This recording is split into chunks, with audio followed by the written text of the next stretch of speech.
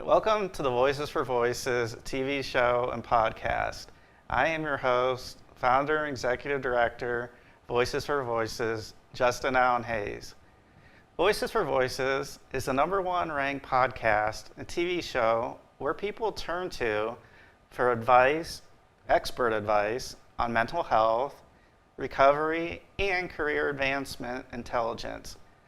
Our Voices for Voices podcast is all about teaching you insanely actionable techniques to help you prosper, to grow yourself, to grow your worth and your personal brand. So if you are a high achiever or know somebody who is and who would benefit and wants more out of life, whether mentally, physically, or spiritually, please make sure you subscribe to our podcast right now, as you'll find all Voices for Voices content across our social media platforms. And as you can see, the Voices for Voices podcast publishes episodes that focuses on case studies, real life examples, actionable tips, and in the trenches reports and interviews from subscribers like you. So again, if that sounds like something that you makes you, we'll be able to, if that sounds like something that you or somebody you know could help grow personally or professionally, then please join me and subscribe to the Voices for Voices TV show and podcast. But not only that, follow us on Facebook, Instagram, X, TikTok. We're really trying, as well as our YouTube channel, we're really trying to put out as much actionable content as possible. And so what we're going to do for this episode is we're actually going to pick up, and this is part 2 from a previous episode that we filmed, but our conversation was still going, and we had some areas we wanted to still share with you and to help out. So we wanted to bring this second episode. So this second episode, or part 2, is with our in-studio guest, Jaime Stoffer. She is a healthcare professional. She's from Canton, Ohio, and she has a diverse set of skills that includes leadership, marketing, clinical education, and product development. Jaime has a solid educational foundation with an MBA from Walsh University and a doctorate in physical therapy, also from Walsh University. She's known for building effective teams, executing marketing strategies, and fostering key industry relationships. So again, thank you for joining us. Absolutely. Thank you for having me. I'm glad we're able to continue the conversation. Absolutely. So for our listeners and our viewers, the end of our first part of our talk with Jaime was around trade shows and some of the stories and the hiccups and different things, some fun, some not fun that occur. And so we're just going to start there and pick up and wanted to share one other area that, as Jaime was speaking, I wanted to share as an example, because looking back on this example, it's funny, but at the time it really wasn't funny. So I'll jump right in. So the organization I worked for, we had a trade show, and it was in Las Vegas. And so we went through the whole show, and the end of the show, we, as well as I'm sure many other organizations do, we have what let's call it like a cash and carry program. So we were basically selling the product off of our shelves, and so we were making dog leashes and harnesses and those types of products. And so our booth was made up of those products, different colors, different styles. And the reason, well, 2 reasons why we did that is, one, obviously, is to make money as an organization. That's kind of the goal to continue on. But secondly, we were going to be shipping the rest of the booth back to our warehouse that we store till the next time. So it kind of helped us out twofold. And as a first-time trade show manager, again, not my skill set by far. I gained a ton of experience, some good, some interesting, and this is one of the interesting areas. So again, cash and carry program at the end, and so the goal is to sell all the product that we have, and so again to make money as well as have less going back on the truck, from Vegas back to Ohio. So end of the show comes, and a customer comes up and they show us the areas that they wanted to purchase, the different colors, different styles. So our accounting department, they pulled out the price list, and due to the volume that this customer was going to purchase, they were given, I guess, an additional discount on top of what they were already going to get. So they were working through the numbers. And so as this is going on, and I'm seeing the numbers kind of add up, and understanding that it's cash and carry, so at some point there's going to be some type of a cash transaction. So at the end of the day, this customer had purchased over $10,000 of product. And so good for the organization, again, on both of those fronts.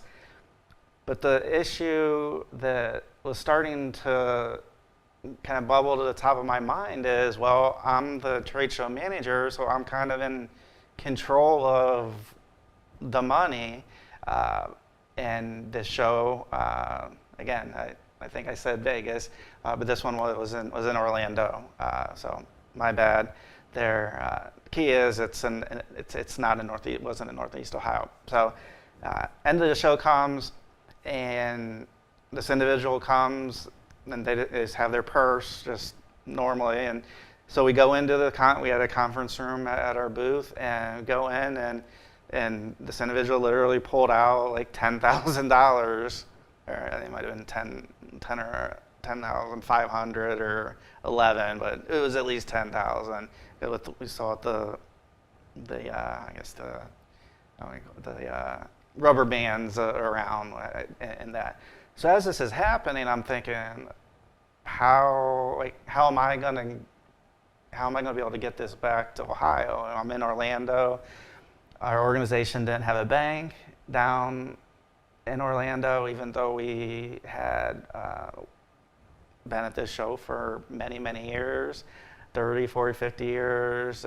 It was a ton of time. And so nobody thought it would be a good idea to open up a bank account so that we could just have that transaction, and then we could all get on the plane safely and not worried about being mugged or worse to happen.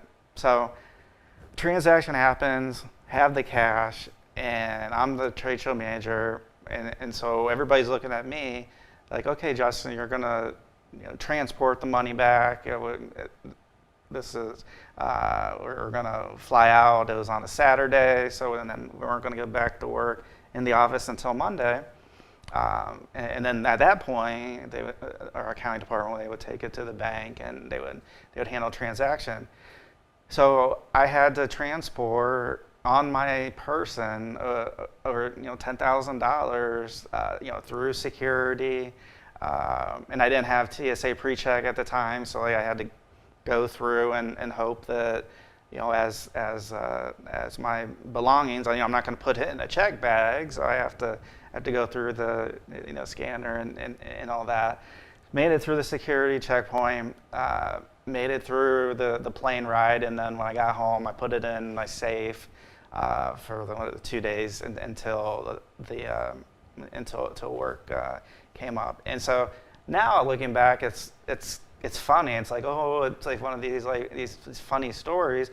But at the time, I was absolutely terrified because I was thinking, well, there's probably a lot of people that know that these types of transactions are happening, and these people, not say these people, but individuals could know that there's individuals from organizations are having these transactions. They could be having flights, end up in the same spot, and they could do, they could, try to rob me, like either at the airport or, on the airplane, or when I'm going to, I'm at baggage claim, waiting to get my bags back in Cleveland. Anyway, so super long-winded story, and I'll close it by saying this, that what Jamie was mentioning in the first episode, and I'm sure she'll touch on now as well, is you're going to find some things that you like and some things that you probably don't like in a job. And if you play a team sport, there might be a play you like to have run, or an area that, depending on what sport, if the goalie or a forward or defender, whatever that may be. And so for me, at that point, that was something I didn't like. I was always open to learning new things and wanting to gain more experience. But that experience with the money by itself, that even when we got back to our home office, I brought up to my leadership about, like, hey, maybe we should think about having an account and down the trade show cities that we have, and they were against it. And I'm like, okay, yeah, there's maybe a small chance of being mugged with that money, but I was like, that's not good for kind of work or employee safety, I guess to call it. So I was completely uncomfortable, and if it wasn't me, somebody else had been doing them for the 40 or 50 years prior, and that was one thing I knew, that if I caught wind of that at another job, that probably wouldn't be something that I'd like to do. So maybe Jamie can maybe dovetail somehow off of that. You talked about the transferable skills, finding things that you like to do, things that you might not like to do, and then you talked about when you're interviewing for trade show type of role, that flexibility and being able to pivot are big things for those types of roles. Absolutely. And trade show coordinators, a thankless position for all of those that have those positions out there. But one of their high skill sets is be able to pivot an organization. But that brings up another issue, I think, that is important to address in regards to handling conflict or handling an issue in regards to a position. It's not necessarily going to be a matter of if, it's going to be a matter of when you encounter something within one of your positions that you don't necessarily agree with. Hopefully it is met with open minds, that they're able to come to a resolution, but the manner in which you approach and bring that up, as well as trying to position solutions, which I think the second part is the most important part of that conversation. The manner in which that's done is a skill in and of itself. And so often whenever I'm talking to individuals, and you know if you're a people person, if you can handle those kind of conversations, or if you handle conflict well, you're able to smooth over tough conversations well. Those kind of skill sets are the kind of things that I say are strengths in sales individuals, because they're able to handle tough personalities, they're able to handle those kind of conflicts. So we go back to kind of those transferable skills. That is one of those things that, from the healthcare perspective, you're gonna encounter patients that are difficult. That is just the nature of the position. And if you find that someone puts somebody on your schedule because you just deal with them better, it's because you have a skill. You've got a skill and the ability to handle difficult personalities and difficult conversations, which is great, and it's unique. So leverage that. And so that kind of goes back to, you're going to run into that no matter what position you have. And being able to position yourself and putting yourself at the forefront to be able to handle those kinds of things will help you to rise ultimately. Because every position has a situation where it is a really, really difficult customer, or it's a really difficult personality within the team, and you'll find yourself end up getting paired with that situation because they know that you can handle it.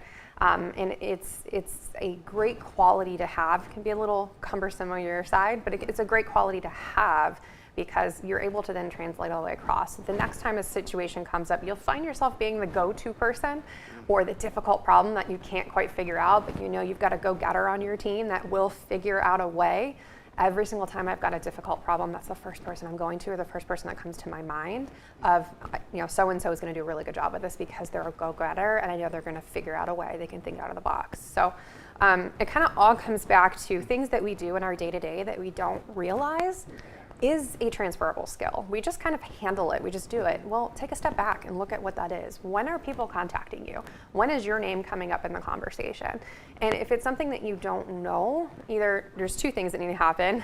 You need to pay a little bit closer attention, or maybe you need to change your circle. Yeah. But understanding when your name is coming up, those are your strengths. Those are your skills that you are strong in and what people are thinking of you. And so look at possibilities and dotted lines to additional career paths and directions that you can take that and expand upon that. Yeah. So you come across as a person very comfortable speaking in settings. And one of the things that is most scary, I guess, to individuals is public speaking. So how do you handle that? How do you get past, I want to call it like the fog of presenting? Because I remember back in my earlier days, I was like, oh my gosh, I like presenting, but like, I lose my train of thought. I have to have all these aids, no cards or slot.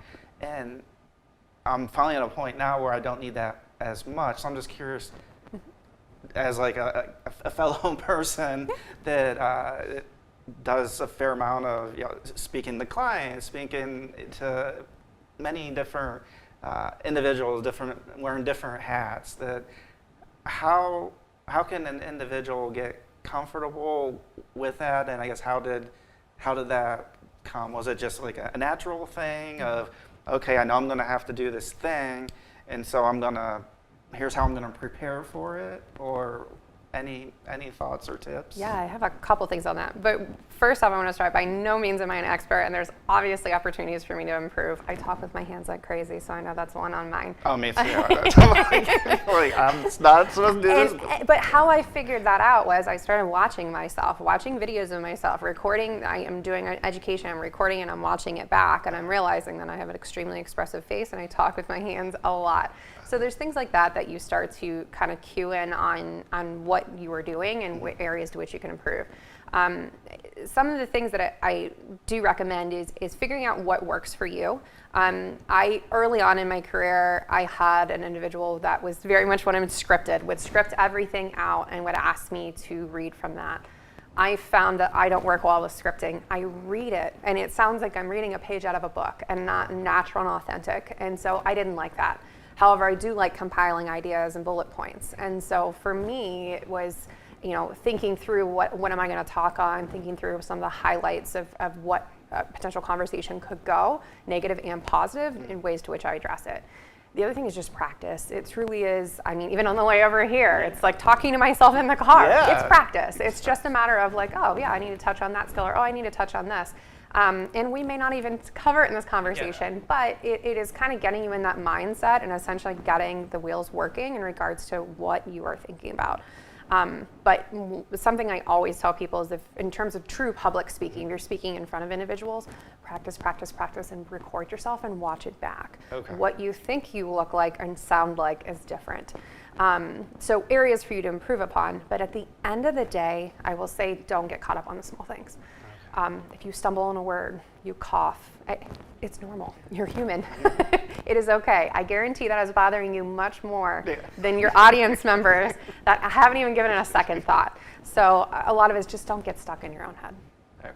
And that's huge. Like that's like a big thing. It is. It's one thing to be, I find myself stuck in my head sometimes so much that it's like, where's the day go? Or I can't do this one thing after my daughter falls asleep because like I have these other things I gotta sort out in my own Yeah. self, and I'm like, oh my gosh, and it's like, let's try, like, oh, is the TV on? Yeah, like let's try turning it off, and then work through those things. And for somebody with my mental history and mental illness, those are just things that like just have to not, and don't have to have a mental illness to do it, but again, just find things that might be impeding what's going on. Like, okay, at this time, I'd like to do one or two things, small things, but I'm not finding that I'm able to. Like, what's going on? Like, is my phone on, or all those things? And so, again, in a transferable skill, because if you're in a meeting, you have to focus in, and if you have a speaking part, and you're expected to share information or answer questions, being caught up in your head about, well, where we're going to go for dinner, or it can be a little bit. It's trying to figure out what works for you. And one of my other favorite phrases is analysis paralysis. Sometimes when we look at all of the options and all of the things going on, and we're so high level, we get ourselves stuck and we can't make a decision. And it's sometimes the 10,000-foot view is not the best view. And when you need to make a decision timely, it's focusing in on what your gut is saying and looking at those two things, or looking at those two options and trying to figure out where you want to go. But all of that comes with kind of introspection and understanding, like, what is my style and what works for me. It is not going to be the same thing that works for you. And understanding that that's okay. Everyone is unique in that way. But the quicker that you identify what that is, the more you can implement in your day-to-day, and you'll be able to benefit from it. Absolutely. Being okay, not being everything to everyone. That's one thing I have to tell myself. Like, there's certain things that the mind can only do so many things before it gets exhausted, and I might do some work, but it's just shoddy work because I'm just trying to get an extra check mark done on this thing. Or if I wait till tomorrow, if it's not something that's super pressing, but just being okay with it, and kind of to your point about that 30,000-foot view, like, if you're cough, or if I mess up a word on a teleprompter, that not to be so caught up in that aspect where an individual or the audience, they might just say, oh, okay, You're human. Yep. And I think that's big, to just accept it, to be okay. And it doesn't have to be this whole, like, you don't have to go on some elaborate retreat and all these things to find out these things. It can just be, okay, I like to do this, I want to do this more. What are the things that are impeding that? If saving money and the finances are good and not going bankrupt, and just kind of like at a bare minimum, like, yeah, maybe I give it a try. Maybe I start a podcast. Maybe I reach out to somebody that has one, and to see if I could maybe be a guest on it. What's the worst that happens? Absolutely. Nothing. Absolutely. Yeah, giving it a try. And it's one of those things, if you feel incredibly uncomfortable about doing it, and it's not necessarily going against some of your personal values and beliefs, but the uncomfortableness is you not feeling comfortable, probably means you should do it. Yeah. It means that you need to take that step. And that's looking at strictly as it's, checking all the boxes of your own personal values, ethics, and everything. It's not making you uncomfortable in that aspect, but it's more so it's making you uncomfortable because you're afraid that you're not good enough, or you're afraid that you're not able to tackle that.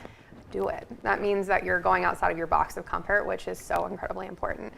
And it kind of goes back to, I always tell people whenever they're looking at jobs and looking to apply for jobs, they'll look down through the job description, and they'll say, well, I don't meet this bullet point. Good. If you meet 100% of those bullet points, the job, you're overqualified. Oh, right. You found an area to which you can grow. And so kind of pushing those limits and understanding. So if you don't meet that bullet point, the next step is, what can you do to learn about that? Is there a course? Is there somebody you know? Is there somebody in your network? Is there something you can do to expand your knowledge on that? Even going into the interview process, and being authentic. It's not my greatest strength. That's okay to say. You don't have to go and interview and say, I'm going to ace every single one of these bullet points. I know it 110%. It's not my strongest area. However, from the time that I received the phone call to the point that I did this interview, I took this course on this, and I thought this aspect was interesting. Now I just showed initiative. So that tells me, if I'm on the other side of the fence and interviewing that candidate, that if they don't know something, they're going to go out of their way to try to find something. They're going to do their research. They're going to try to find things like that. So you always hear research the company and things like that, but there's individual bullet points and skills of where they're going to hone in on those as well, because there's opportunity for you to expand. And if you're reading through job description and you're saying, yep, do all this today, and you want to apply to it, great. It's probably going to be more of a lateral move. It's not necessarily going to be expanding upon what you're doing. And that's okay too. You don't necessarily have to have, an advancement of climbing the ladder. Lateral moves are great. Sometimes it's just getting into that company and getting that experience, new leadership. So there's a lot of things you can gain even from lateral moves. Excellent.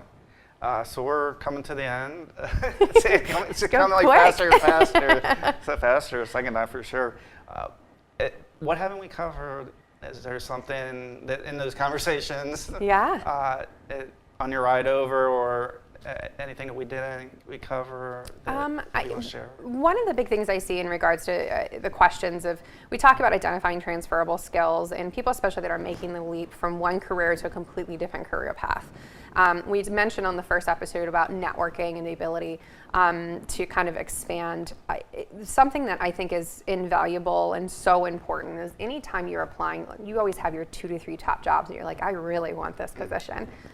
Go look up that company. Go find who works there. There is someone within your degrees of freedom that works at that company. Guarantee it. Have a conversation with them. Is the hiring manager listed? Contact them and work yourself down. Don't necessarily wait for that HR person to call you. There's opportunities for you to get your name out there and get in front of those individuals before you get the call from HR. But also, it gives you multiple pathways to get to the hiring manager. So if I know somebody, they can refer me internally, and I'm applying online HR. Sometimes some companies, Amazon's a perfect example, there's a separate link for application if I have an internal referral than if I have an external referral. So there's things like that you want to take advantage of. So that would be my other big thing in regards to, if you're changing career paths, identify who works at that particular company and ways to which you can get referrals. And it doesn't necessarily have to be somebody that you know. It can be someone you don't know. Be proactive, reach out, have those phone conversations, and get to know the company. You've got an opportunity, a unique opportunity, to get to understand the culture of a company and leadership of a company before you even get into it by just talking to current employees. Absolutely. And oftentimes there is a little bit of time to do that. From between the applying and getting that call back. Jamie, thank you so much for sticking around for 2 episodes. Really wanted to cover these topics and share anecdotes and everything we cover is invaluable to anybody on the workforce spectrum. So Thanks for having me. Absolutely, anytime. Absolutely. So just a programming announcement. Now that we're in our 3rd season, we're well over 100 episodes. So thank you for the love and support we've received. Donations, we are 501c3 organizations. You can find the donation link in the description. And lastly, for 2024, we are starting a bi-weekly roundup on our Facebook page, where we're going to talk about different current events, hot topics that are affecting our community, and issues that might be affecting not only our community of Northeast Ohio, but maybe other jurisdictions, other states. And sometimes those issues are global and they're still affecting us. So be on the lookout for the 2024 bi-weekly roundup, Voices for Voices Facebook page.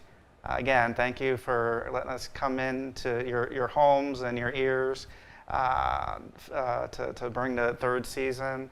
And our 4th annual A Brand New Day Gala will be held in the month of October, a date to be announced soon. So again, thank you to Jamie for sticking around for 2 episodes. And we really hope that a lot of this content is really helpful. I believe you can reach out to her on LinkedIn as the main avenue for that. So that would be helpful. If you enjoy the content and interaction again, and not looking for a transaction-based relationship, get to know what she does, and potentially down the road be able to work together. So, until next time, I am Justin Allen Hayes, founder and executive director of Voices for Voices, and we hope you have a great day and be a voice for you or somebody in need.